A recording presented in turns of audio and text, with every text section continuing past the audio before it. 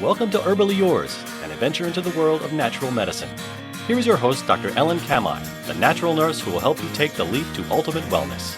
Greetings, and thank you for joining me, Ellen Kamai, the natural nurse, for another edition of Herbally Yours, right here on the voice of Nassau Community College, 90.3 WHPC. Herbally Yours brings you the latest information about the many facets in the world of natural living. Today, we're so happy to have as our guest Dr. Rita Louise. Dr. Louise is a gifted empath and talented clairvoyant and a medical intuitive. She is a naturopath and also is the founder of the Institute of Applied Energetics that trains students in the art of medical intuition, intuitive counseling, and energy medicine. She has authored many books, including The Dysfunctional Dance of the Empath and Narcissist, and has produced several feature-length and short films. Dr. Louise has appeared on radio, television, and in movies, and has lectured on health and healing, as well as discussing ghosts, intuition, ancient mysteries, and the paranormal. Her books and articles have worldwide circulation. So today we're going to be talking to Dr. Rita Louise. And Dr. Louise, how's it going in your life today? It is doing wonderful. I'm just so glad to be able to spend time with you and your listeners and, share some information. So it's exciting for me. Now, I was interested in the name of one of your books. I guess it might be one of your newer books, Dysfunctional Dance of the Empath and Narcissist. What is that about? So what it talks about is, it's obviously a self-helpy kind of book that really addresses the dynamics that happen with individuals who are empathic or sensitive to the world around them, and the people they tend to attract, which many times are narcissistic or abusive people. And it helps them to understand their history so that they can break out of a cycle of toxic relationships. One of the things that I have uncovered is that many times people who are empathic or really sensitive either come from a dysfunctional household where they use that sensitivity to kind of tune into the world around them so that they can make it so that they feel okay on the inside. But the net result is they also are taught to be people pleasers. They tend to be more codependent. And so they go into relationships with their own dysfunction, thus attracting toxic people to them because that's what they know. And so it, really endeavors to help them unwind what's going on inside of them so that they can heal it. So when you say toxic people to them, would you like to explain a little bit more to our listening audience what you're talking about in terms of a narcissist? Because that's a word that actually was in the news quite a bit during the last, presidency. Mm-hmm. So, someone that is a narcissist tends to be very self-serving. And so they view the world through their lens where, well, this is what I want to do, or this is my agenda, and they don't really care. Because you have an empath who senses and feels and has empathy and caring for other people, and people that are narcissists don't. And obviously there's a spectrum from, we all have certain narcissistic tendencies of things that we want and we want to do, but then there are people that take it to the extreme where they don't really care how their actions affect the people around them because they're interested in their agenda and their agenda only. And depending on where they are on that spectrum, will use manipulation. They will use something called gaslighting, where they make you feel kind of crazy, to get you to conform to what they want and do what they want, whether it's through trickery or through just beating you down emotionally until you just give up. And then they use other tactics, including, I'll use someone who is physically abused because I think people can wrap their mind around that concept much easier. So something happens and the toxic individual beats his partner, his or her partner, or has some kind of physical altercation. And when things calm down, the victim wants to leave, or the victim is really upset, and they will come and, be like, oh, I didn't mean it. I really love you. I had this and this going on from work and it just really upset me. And they will kind of talk them into, staying in the relationship. I'll go to counseling, I'll go to AA, I'll do whatever you want. But, those are words. And when it comes to the follow through of them not repeating that behavior, they often do. So whether it's a physical abuse or something, that they're doing emotionally that is upsetting, they kind of catch you off guard. Because again, if you're a people pleaser or if you have codependent tendencies, you tend to not have very strong boundaries where you're like, nope, I'm done. I'm out of here. See you later. Adios, amigo. And you will re-engage in the relationship. And so you often hear of people, putting up with bad behavior from other people. It's so true. And one particular couple I'm thinking of who I'm familiar with, it seems that this is a repetitive thing also, where that more empathetic person, not the narcissistic one, the one who was beaten, they seem to come up with excuses about what they did that triggered that bad behavior. Oh, I made too much noise washing dishes or something like that. Mm-hmm. Yeah, and that's just part of that pattern. And that's why I thought, the dysfunctional dance was just so appropriate, because it really is a dance that's going on between the two people. Very dysfunctional, but a dance nonetheless. Well, that's a great name of that book, The Dysfunctional Dance of the Empath and the Narcissist. So let's go back in time, Dr. Rita Louise, and let's talk about yourself as a young person. And how did you become aware of the fact that you yourself are, I would say, have psychic tendencies? Well, I date myself here, but I'm sure you'll recognize who I'm talking about. So back in the day, there were two TV shows that were aired, obviously nationally, and one was The Amazing Kreskin, who is a mentalist who had ESP.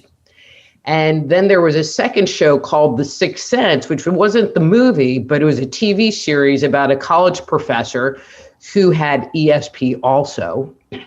And it was like a murder mystery type show.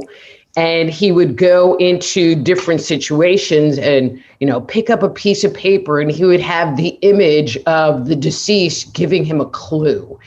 And between the two of those shows, I was like, wow, I want to have ESP, which now is like psychic abilities. That was what they called it back then. And started reading books and studying, trying to have this ability. And I worked on that for well over 15 years, trying to figure out what the secret was.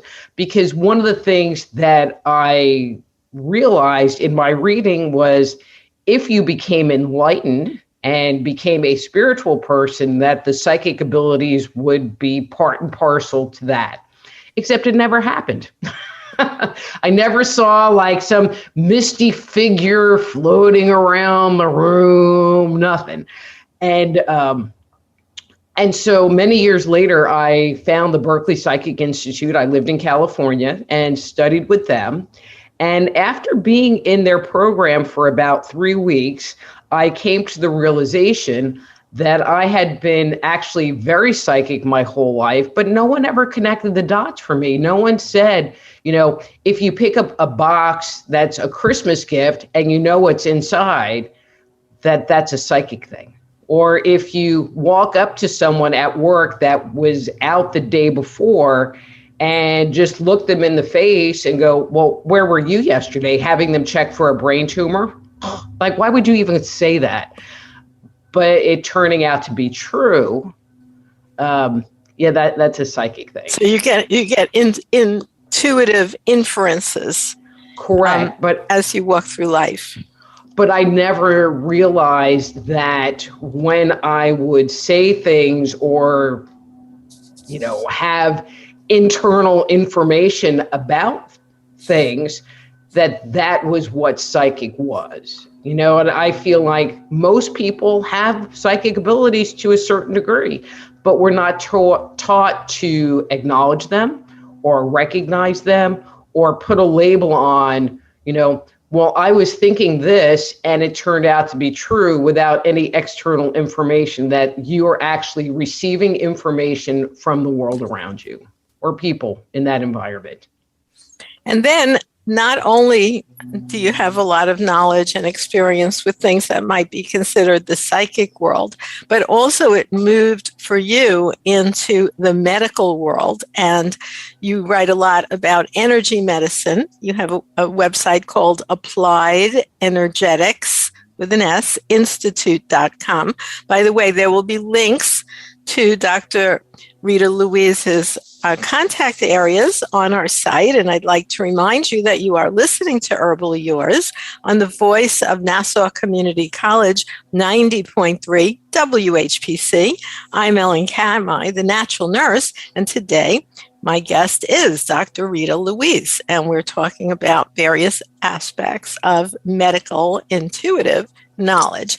So let's talk about that. Bring that more into energy medicine. What do you mean by that? Because it's a hugely broad term. Correct. So in the generic sense of the word, it is, utilizing vibration to facilitate change. And so, so homeopathy would be considered a form of energy medicine. Reiki is considered a form of energy medicine. And so what I practice is more the Reiki style energy medicine. Although when I work with clients, I don't necessarily put my hands on them or put my hands next to them. I like sitting in a chair with either them across from me or on the phone, because there's really no time and space. And in the work that I do, and it really goes hand in hand with the medical intuition. I am able to, for lack of better words, look inside their body.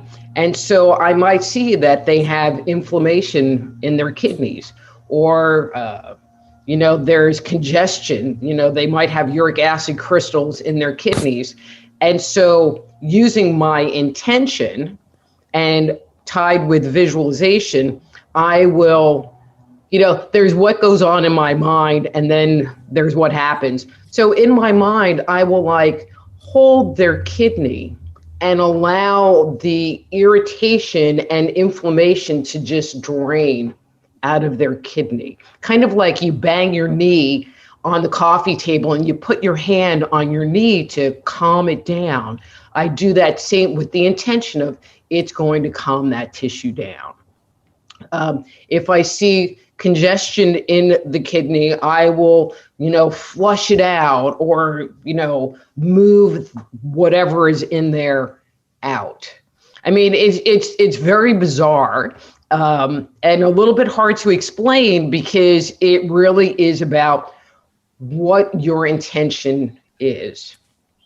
One of the examples, and do you ever talk about things like smudging on your show? Oh, absolutely. But okay, we can certainly talk about smudging. It doesn't matter if I spoke about it or not, but we do need to be cognizant about the fact that although you and I might use that term regularly, we do want to define it for our listeners. Mm-hmm. Not a problem. So smudging is a Native American technique where you burn a little sage or certain other kinds of plants with the intention that any negative energy rises on the smoke of the sage and is dispersed into the ethers. And so many times people will use it, on themselves to help clear negative energy. I have a lot of friends that are ghost hunters, and so they'll go into a property that has bad mojo and use it to help clear the energy. Right. Let me just add something here. Yes, he was talking about it there in other ways other than, let's say, a Native American ritual, but, it goes a lot into Judeo-Christian rituals as well, because in Judaism, we use something called Havdalah at the end of Shabbos, where actually grass is burned exactly in a similar way and wafted around the room, signaling a shift to a new period of time. And in Catholicism, they have those things they hold with frankincense and myrrh being burned. So really, it's a universal practice. Exactly. And actually, you find the use of savory herbs used around the globe. It is a kind of a universal tradition of using sweet smoke for the process of clearing and healing. But I'm using that example because I know a large number of people that will go and they'll light the sage up and walk around, but they don't apply the intention to it. There's the belief that the sage is what does it. But it's not the sage, it's the intention of, I am fanning this smoke around with the intention that the energy clears. And so, you were just talking about the sweet grass being burned, so it's a different substance, but the intention is exactly the same. The intention is about clearing. And so when you do energy medicine or a Reiki type hands-on, aura fluffing energy medicine, it really is about the intention behind what you want to have happen. And after, let's say in the case that you were using, because that might be, some real case that you have experienced in your many years of being involved with this, when you do something like that with someone where you visualize that they had congestion in their kidneys, if we went further and did regular conventional diagnostics, we may in fact visualize small stones, like crystal-like stones in their kidneys. Even on a sonogram, it's not a difficult thing to find. But do you find after you've worked on them, like a day or two later, they do have some effects, like they may feel more tired, or they may urinate more, or there's actually a physical effect followed by a clearing? Definitely. And I want to preface this, when you do energy work, the role of the healer, the role of the practitioner is to help you to release what is going on, to facilitate you in shifting. It's not that I'm doing something, I'm just the vehicle for this thing to happen. But let me share a story, and hopefully I can convey it very quickly. I was working at literally a psychic fair, and we had 15-minute sessions. That's how it was set up. And a woman came and was going to go back to her dentist person because she had a tooth removed. And when they pulled the tooth, it put a hole in her sinus. And it wasn't healing, and it was creating a bunch of bacteria and issues. And basically, she was going back to the doctor because they were talking about literally going in and sewing it up. And so she comes to me, and so I start doing some energy work on her. So in my mind, I created little portals so that the bacteria could drain out. And then I, in my mind, took spiritual disinfectant and cleaned everything off. And then I went in and I sewed up the little hole. And then my 15 minutes were up. But it was a pretty intense session. So I don't really hear anything from this woman, but a few months later, I get a call from her sister who wants a session. And she goes, "Oh, she didn't call you?" And I'm like, "No, why would she call me?" And what I was told was that she went home that evening and her sinuses started to drain. And she was literally up all night with sinus drainage and whatever was going on. When she went to her appointment the next day, the hole had sealed up as if it had been months, like bone had started growing back into that hole, and she never had the surgery. Yeah, there's so many stories like that, and it certainly doesn't hurt to try it as part of a compendium of healing.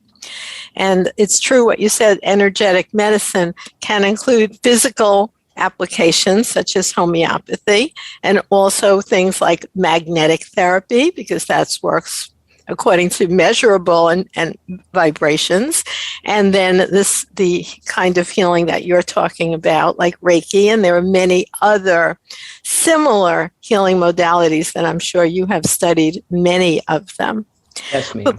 But you also discuss a lot of other things besides those kinds of healing modalities. Like I know you have another book called The E.T. Chronicles, what myth and legend have to say about human origin. And that's interesting because I wrote a book also on extraterrestrials called Synchronous Connections.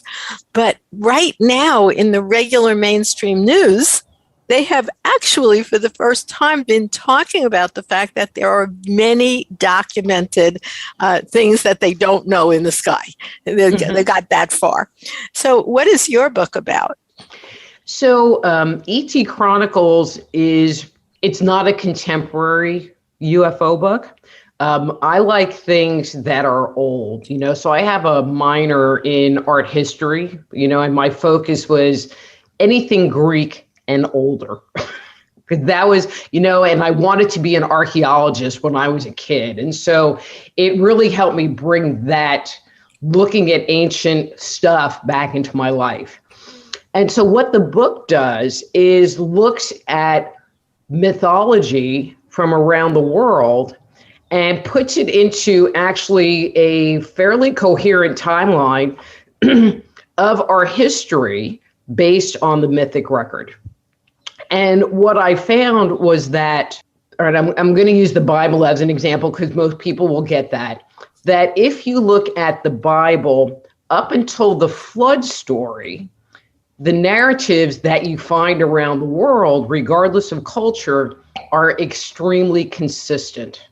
And then once you pass the flood, like the Tower of Babel story, where everybody has their own language, it all kind of falls apart. And so you get to look at this history from a number of different angles and different perspectives. And when I wrote the book, I intentionally put the Bible to the side because I didn't want to write a book proving the Bible or disproving the Bible. I just wanted to see what other people had to say. And once I got it to a certain point, I started checking in with, well, is it consistent? And what I found was there was a huge level of consistency. For example, in the creation story, and sometimes I get the days wrong, but on the third day, God gave us all the plants and trees and the foliage of the earth. And then on the fourth day, God put the sun, the moon, and the stars in the sky, which from a photosynthesis perspective doesn't make a lot of sense. But that's how it's written. And I thought, well, they could have mixed the days up, or whatever. And I kind of dismissed it. But in my research, one of the things you find is that there was a battle that happened. And when so in Greek cosmology, there was Kronos, who was the supreme god of the earth. And he fights a battle with Zeus, and Zeus wins this battle. And so when Zeus wins the battle, the blood and bones of some of the fallen people become the mountains, and their bloods become the streams, and their hair becomes the trees. And there's this like terraforming type activity that happens at that point in time. And then the next piece of the story is, and they put the sun, the moon, and the stars in the sky. So it was like, very interesting. And so even on stories that you go, well, that kind of doesn't make sense in the Bible, they are reinforced in cultures around the world. And so that was really my point, was to share with people this commonality that we find in this narrative that I think is our history. And just gets interpreted in different ways, because you do see a repetition of all of these ancient mythological stories, although they may have different characterizations depending on the culture. Exactly. You know, but again, there's always the nugget that is consistent. And that was really how I approached it. You know, one of my nuggets was the sun, moon, and stars being put in the sky. You know, it's like, okay, so if that's the nugget I'm looking for, what happened before that? And what happened after that? And again, the level of consistency was overwhelming in cultures that you would not expect to have that. And to me, the shining parts would be, I would find it in Australian culture, or I would find it in Native American culture, which were completely isolated from, you know, Europe and India. That is so interesting. And, you know, we have to bring our show together right now to an end, Dr. Rita Louise, but people can find you in many places, such as soulhealer.com, medical-intuitives.com, appliedenergeticsinstitute.com, and facebook.com. Dr.Rita.Louise. And we always have these as live links if people visit our archives after the show. So thank you so much for being our guest today. Thank you so much. This was a pleasure on my part. And thank you, listeners, for joining us once again right here on Herbally Yours, produced right inside the studios today, yay, of 90.3 WHPC, Nassau Community College, Garden City, New York. For further information, email us at whpc@ncc.edu. This is your host, Ellen Kamai at naturalnurse.com, inviting you to join us next week for another edition of Herbally Yours. Until then, stay healthy.